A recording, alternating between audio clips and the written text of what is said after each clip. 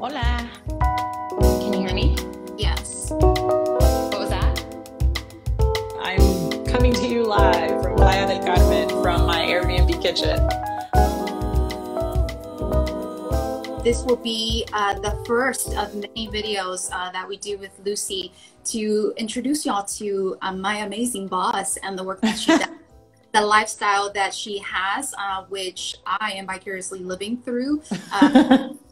It's amazing. And so it's a great opportunity for those who are working remotely, who are thinking about what does it look like to work from a different space outside of what they're in currently to think through. And so with that being said, I will give a little introduction on Lucy and then have her introduce herself as well, because she can do it better than anyone else.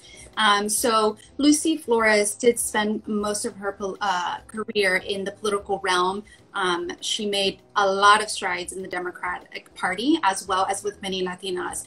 I was one of those young women who was inspired by her, and I know there are thousands of them just like myself. Since then, she has gone on to launch, co-found, and lead Luz Collective, a digital media company by Latinas for Latinas, where we share our stories and have viewers like you participate in them.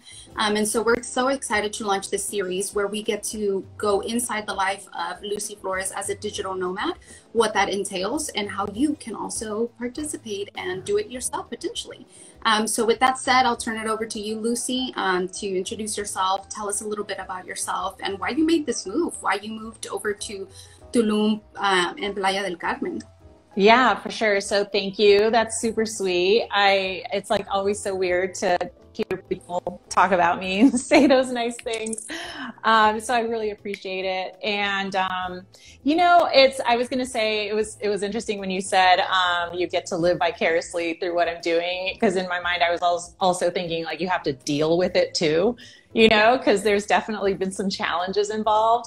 But, you know, I'll start from the beginning. When I launched Luz almost 2 years ago, or actually a little over 2 years ago now, we were just in a different time. You know, I think that COVID and everything that it brought with it, the good and the bad. We talk a lot about the bad, we focus on the bad, but there's also been a lot of opportunities that were created, and it made us really rethink what was even possible. And that definitely forced me to rethink what a digital media company looked like. At that time, all of my staff was based in LA. I was living in LA. You were one of my first hires outside of the state. And it made total sense. I would have never, frankly, come across you and your talent and having you join this team and add to it all of the incredible things that you've added to this team if I had not, you know, been considering people regardless of where they lived. Right? So that in and of itself, COVID just completely turned everything upside down. And so it just brought so many different ideas of what work can look like. And so ultimately, a lot of things happened over the course of last year. One of the major things was my father passed away. And I think anyone who's followed me at all understands, you know, what kind of presence my dad was. And I'm like, I'm going to try woo, I got this.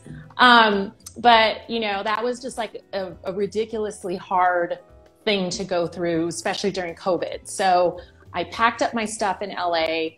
I made everyone full-time on my team. I had no idea how we were going to pay for it, but I knew that that's what needed to be done, and packed my stuff, headed to Vegas. And again, an opportunity because I could work from anywhere. So I knew as long as I had internet, I could still take care of Luz Collective and all the work that we were doing and focus on growing it, focus on how I was going to pay everybody. At the same time, be able to be with my dad and spend those last moments with him.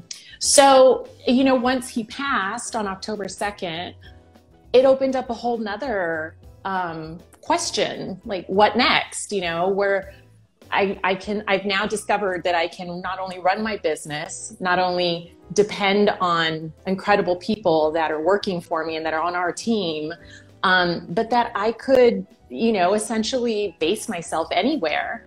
And then that got my wheels thinking. I had never considered being a digital nomad. In fact, I you know, I'd heard the term, but it was never like a thing that I would actually think about doing. And given that it was very clear that it was something I could do, I went back, I spent some time in LA. It was actually my birthday. And I was like, I went on a hike and I was overlooking the ocean.